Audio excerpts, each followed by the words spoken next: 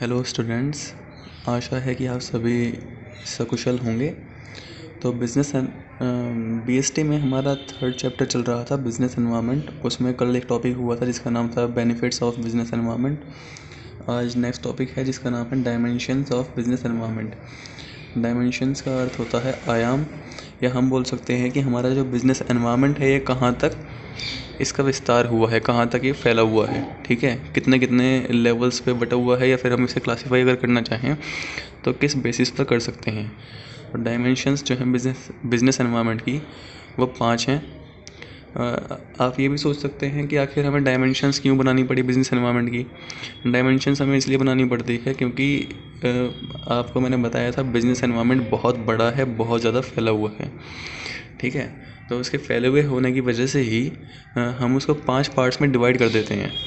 आप सिंपली समझ सकते हैं डायमेंशंस इसके क्लासिफिकेशंस हैं। इसको सिंप्लीफाइड तरीके से पढ़ने के लिए, समझने के लिए हम इसको 5 पार्ट्स में डिवाइड कर देते हैं। ठीक है, तो एक बात याद रखना, there are 5 dimensions of business environment.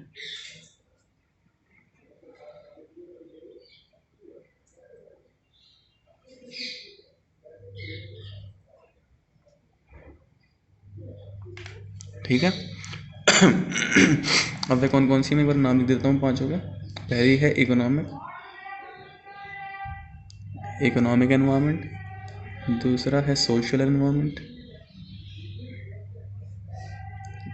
तीसरा है टेक्नोलॉजिकल एनवायरनमेंट।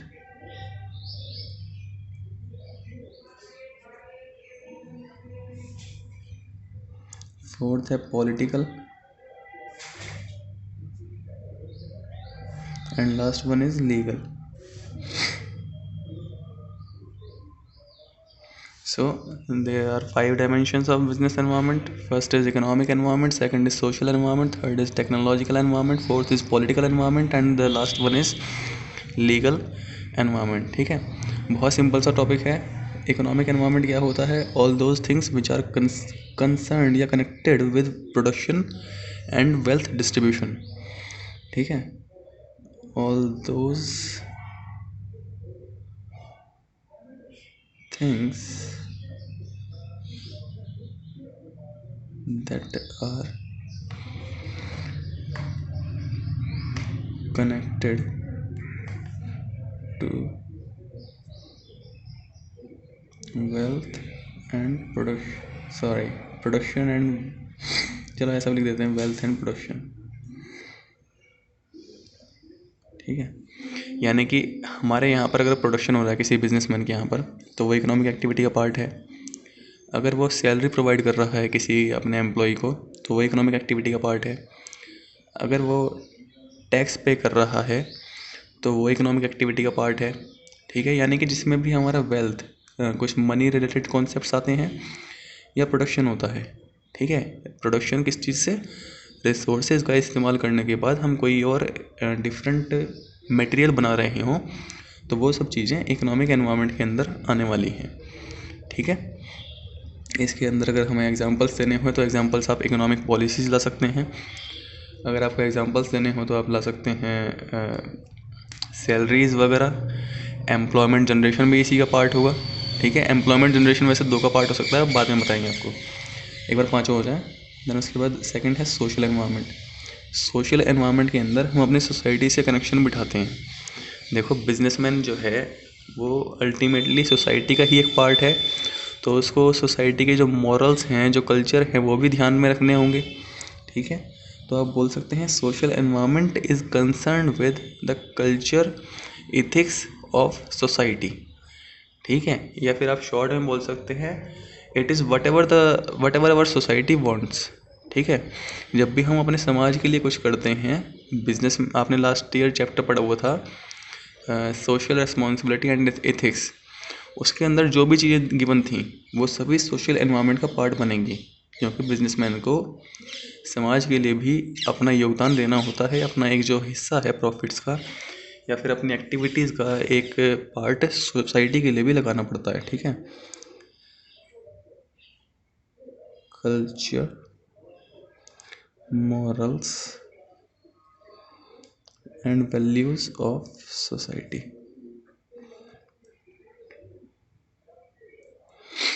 बहुत सिंपल सा है इसकी पहचान करना। अगर आपसे कोई कहता है कि ABC कंपनी ने अपने एम्प्लॉयज़ के लिए फ्री एजुकेशन प्रोवाइड की है या फिर अपने एम्प्लॉयज़ के बच्चों के लिए फ्री हेल्थ फैसिलिटी प्रोवाइड की है, तो वो सोशल एनवायरनमेंट का पार्ट होगा। ऐसे ही आपसे कभी कोई कहता है कि ABC लिमिटेड कंपनी ने किसी विलेज में जाके एम्प्लॉयमेंट जनरेट किया है, तो वो भी सोशल का पार्ट बनेगा।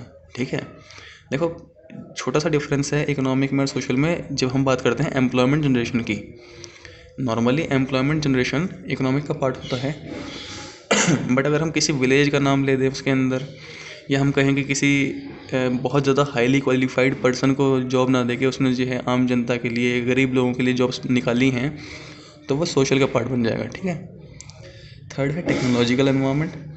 टेक्नोलॉजिकल एनवायरनमेंट के अंदर जब भी हम आपसे कहें कि मशीन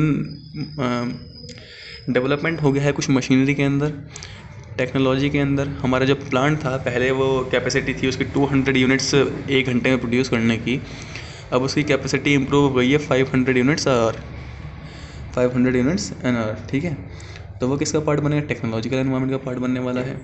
क्योंकि देखो हमारा जो बिज़नेस है वो मशीनरी का इस्तेमाल भी करता है, वो टेक्निक्स का भी इस्तेमाल करता है, टेक्नोलॉजी का इस्तेमाल भी करता है। आप देखो एक छोटा सा दुकानदार है, वो भी तराजू इस्तेमाल करता है। तराजू भी एक इक्विपमेंट है, मशीनरी है, तो वो भी टेक्नोलॉजिकल के अंदर आने वाली है। तराजू आप देखो पहले आते थे वे बाट वाले, मतलब जब से हम देख रहे हैं उससे पहले कुछ और आते हो आई डोंट नो, बट जब हम छोटे थे उस टाइम में बाट वाले आया करते थे। अब भी बहुत सारे लोग इस्तेमाल करते हैं। फिर उसके बाद जो है इलेक्ट्रॉनिक आने लगे। इलेक्ट्रॉनिक में भी जो है अब धीरे धीरे मतलब फीचर्स बढ़ते जा रहे हैं। पहले जो है इलेक्ट्रॉनिक उतने ज़्यादा इफ़ेक्टिव नहीं थे, बट अब जो है वे और ज़्यादा इफ़ेक्टिव हो रहे हैं, मतलब हल्का सा भी टच पहचान लेंगे। ठीक है, तो कोई भी साइंटिफिक इम्प्रूवमेंट हो वो इसके अंदर आने वाली है। Any scientific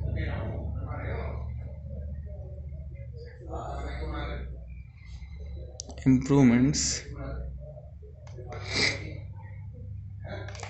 to ease our business. ठीक है, हमारे नॉर्मली टेक्नोलॉजी का डेवलपमेंट जो होता है वो हमारी लाइफ को इजी करने के लिए होता है। तो ऐसे ही अगर हमारे बिज़नेस को इजी करने के लिए, उसे इम्प्रूव करने के लिए कोई टेक्नोलॉजिकल डेवलपमेंट आया है, तो हम उसको इसके अंदर रखने वाले हैं। ठीक है, मैंने स्टार्टिंग में ही कहा डायमेंशंस मीन्स ये आयाम हैं, ये जो है लेवल्स हैं, स्टेजेस हैं, या फिर आप बोल सकते हैं इसका हमारे बिजनेस एनवायरनमेंट का विस्तार है। कहाँ कहाँ तक ये फैला हुआ है, कहाँ कहाँ तक इसने अपने पैर पसार रखे हैं। ठीक है, fourth one is political. Political से तो मेरे ख्याल से समझ में आ रहा होगा, जहाँ पर भी पॉलिटिकल पार्टीज़ आ गई, हमारी पॉलिटिकल पार्टीज़ के किए हुए घोषणा आ गई। ठीक है, या फिर जो है हम रूलिंग गवर्नमेंट की बात कर रहे हैं, जो भी गवर्नमेंट वगैरह हैं इनकी पॉलिसीज़ वे सब पॉलिटिकल एनवायरनमेंट के अंदर आने वाली हैं। जैसे कि आप सभी को याद होगा कि 2014 में जब मोदी गवर्नमेंट आई थी, तो इससे जो है एक विश्वास जगा था बिजनेसमैन के अंदर, जितने भी कंपनीज थी, बड़े बड़े कॉरपोरेट्स थे, इनके अंदर एक विश्वास जगा था। क्योंकि आपको पता होगा मतलब मोस्टली इंडिया में जो कंपनीज हैं बड़ी बड़ी, उनके ऑनर्स गुजराती हैं, और जो नरेंद्र मोदी हैं वो गुजरात से आते हैं। जब ये मुख्यमंत्री थे तो इन्होंने बिजनेसमैन को खूब फ्री एनवायरनमेंट प्रोवाइड किया था। क्योंकि आपको मैंने कई बार कह रखा है कि हर एक बिजनेसमैन चाहता है कि उसके ऊपर कम से कम रिस्ट्रिक्शंस हों और गवर्नमेंट जो है सहयोग करे उनके साथ। ठीक है, तो इसलिए जो पॉलिटिकल एनवायरनमेंट है इसके ज़रिए बिजनेसमैन उम्मीद करता है कि जो हमारी रूलिंग पार्टी हो, जो हमारी गवर्नमेंट है, या फिर जिसको हम वोट दे रहे हैं, वो पॉलिसीज़ इस तरह से बनाए कि हमारा बिज़नेस ईज़ के साथ चलता रहे, और बहुत ज़्यादा जो है जो लीगल फ्रेमवर्क है, जो एडमिनिस्ट्रेशन है, जो पॉलिटिकल पार्टीज़ हैं, वो हमारे बिज़नेस में इंटरफेयर ना करें। तो 2014 में एकदम से शेयर्स का जो प्राइस था, जो सेंसेक्स था, वो बहुत ऊपर पहुंच गया था। क्यों? क्योंकि जो है एक इन्वेस्टर्स के मन में उम्मीद जगी थी, ये हम कह सकते हैं कि जो इन्वेस्टर्स हैं उनको विश्वास था कि अगर हम अब बिज़नेस करेंगे तो गवर्नमेंट कम से कम दखल देगी और हम प्रॉफिट्स ज़्यादा से ज़्यादा अर्न कर सकते हैं। ठीक है तो आप बोल सकते हैं गवर्नमेंट एंड इट्स पॉलिसीज़ जब भी आपसे कहा जाए कि पॉलिटिकल एनवायरनमेंट के अंदर क्या आएगा, तो सिंपली आप कह दो गवर्नमेंट और उसकी जो पॉलिसीज़ हैं वो सभी इसके अंदर आने वाली हैं, ठीक है। या चाहो तो ऐड कर दो political framework, ruling party, opposition party, दोनों पार्टीज आ सकती हैं, ऐसा कुछ नहीं है कि सिर्फ रूलिंग पार्टी का ही काम होता है। फोर्थ है लीगल। लीगल में कई बार कह चुका हूँ, legal is something which is connected to law, ठीक है।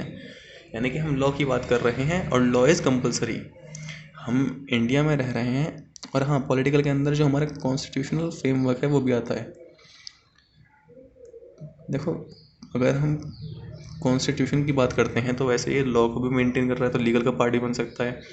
तो इसलिए याद रखना केस स्टडी के अंदर एक पहचान, जब भी आपसे ऊपर ऊपर से कहा जाए रेस्पॉन्सिबिलिटीज़ या राइट्स की बात, तो आप उसे चाहो तो पॉलिटिकल में ऐड कर सकते हो, और अगर उसे हम गवर्नमेंट से जोड़ कर दिखा रहे हो तब तो कर ही सकते हैं। बट अगर आपसे कोई पर्टिकुलर सेक्शन का इस्तेमाल कर दिया, कोई पर्टिकुलर एक्ट का इस्तेमाल कर दिया हो क्वेश्चन के अंदर, केस स्टडी के अंदर, तो आप आँख बंद करके लीगल लिख देना, ठीक है।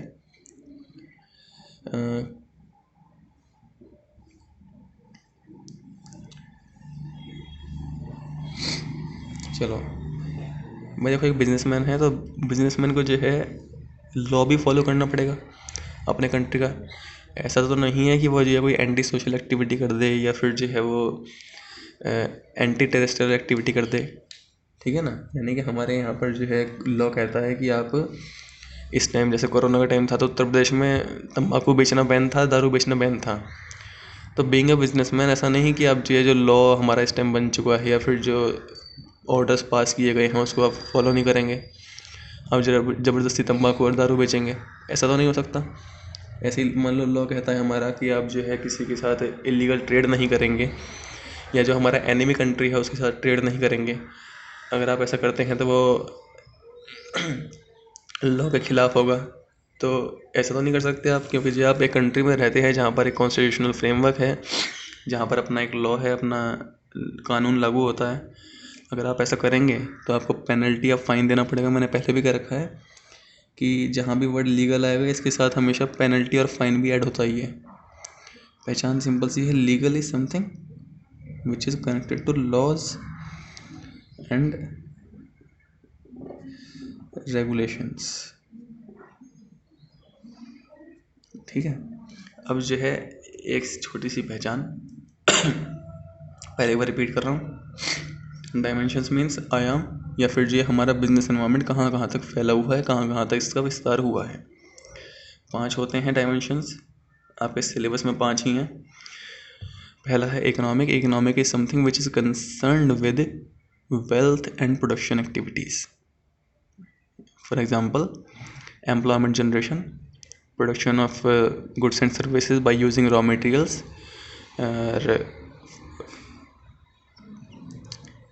and paying taxes etc, ठीक है। Second one is social environment. Social is connecting with society, following their culture, moral values and respecting them, ठीक है।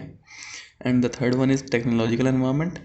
Any scientific improvements in your equipments, in your machinery to ease our business will come under technological environment. And the fourth one is political. All the government policies and constitutional framework will form the part of political environment. And the last one is legal. Legal is something which is compelled to law and regulations. And all the judicial framework, I am writing here, all the judicial framework will also be the part of legal environment. यानी कि जो court कचहरी है वो सभी इसी का हिस्सा बनेगी, ठीक है। कोर्ट कचहरी किसी और में नहीं आती, तो इसमें आने वाली है। अब देखो फिर से एक बात है, अगर आपसे क्वेश्चंस पूछे जाते हैं, ठीक है, अल्टीमेटली करना क्या है, आपको क्वेश्चन सॉल्व करने हैं। इसमें से केस स्टडी बहुत अच्छी आती हैं, कोई घबराने की बात नहीं है। बड़ा सा मतलब इतना बड़ा क्वेश्चन होगा, आंसर उसका छोटा सा होने वाला है, और आई एम 100% श्योर कि आप देखते ही बता देंगे कौन सा एनवायरनमेंट है उसके अंदर, ठीक है। अब मान लो आपसे पूछा गया जीएसटी, कि जीएसटी कौन से एनवायरनमेंट का पार्ट है। देखो वो 3 का पार्ट बनता है, वैसे बनने को तो 4 का भी बन सकता है। जीएसटी टैक्स है, मैंने कहा टैक्सेस आते हैं इकोनॉमिक के अंदर, तो वो इकोनॉमिक का पार्ट बन गया। जो जीएसटी कलेक्शन होगा, पैसा टैक्स कलेक्शन होता है, रिवेन्यू कलेक्शन होता है, वो अल्टीमेटली गवर्नमेंट इस्तेमाल करती है सोसाइटी के वेलफेयर के लिए। वो सोशल भी बन सकता है, चाहे तो हम टेक्नोलॉजिकल में ऐड कर सकते हैं, बट टेक्नोलॉजिकल में इतना सीधा सीधा उसका कोई कंप्लायंस है नहीं। पॉलिटिकल, एक पॉलिटिकल पार्टी लेके आई है जीएसटी को, ये उसकी विज़न रही है, तो इसलिए पॉलिटिकल भी हो सकता है। अब उसके बाद जीएसटी एक्ट भी है, ठीक है, यानी कि अब जो है ये एक लॉ बन चुका, तो इसलिए जीएसटी लीगल भी बन सकता है, ठीक है। सिर्फ जीएसटी अगर हम कहें तो आपके लिए 1 2 3 4 एनवायरनमेंट का पार्ट बन गया। बट अगर मान लो आपसे कहा गया है GST in as a tax collection, अगर आपसे कहा गया कि you have to pay GST as tax, या फिर जीएसटी 8%, 10%, 12%, 28%, 18%, जो भी है, ठीक है, तो वो बन गया इकोनॉमिक। यानी कि अगर उसमें जो है पैसे का लेन देन की बात कर रहे हों जीएसटी की फॉर्म में, तो वो होगा सिर्फ इकोनॉमिक। उस टाइम पे वो ना तो सोशल है, ना वो पॉलिटिकल है, ना वो लीगल है। अगर कहा गया कि BJP government had launched GST in the year this and this, which business environment is this, जहाँ पॉलिटिकल पार्टी का नाम आ गया, आंख बंद करके पॉलिटिकल पे लगा दो, ठीक है। या फिर अगर मान लो कहा जाए कि GST is a new tax system which was launched by a political party, ठीक है, and it was enacted to ease the taxation system या टैक्स स्ट्रक्चर ऑफ इंडिया, तो फिर भी आप पॉलिटिकल लगा दो। अगर बात की गई है जीएसटी एक्ट की, या फिर कहा गया है कि अगर मान लो कोई आप एक बिजनेसमैन हैं, एबीसी लिमिटेड के आप ऑनर हैं, और आप अगर जीएसटी पे नहीं करते हैं या फिर आप टैक्स इवेजन करते हैं, तो आपके खिलाफ फाइन लग सकते हैं, पेनल्टी लग सकती है, आपके खिलाफ कार्रवाई हो सकती है। तो उस केस में लीगल आ गया, ठीक है। एक सिंपल सा जीएसटी था, बट आपको करना क्या है, जहाँ पर जो है कार्रवाई की बात कर रहे हैं, कोर्ट कचहरी का जिक्र आ जाए, कोई पर्टिकुलर आपको लॉ का एक्ट का नाम दे दिया, तो लीगल हो गया। पॉलिटिकल पार्टी या उसकी पॉलिसी से कनेक्टेड हो तो पॉलिटिकल हो गया।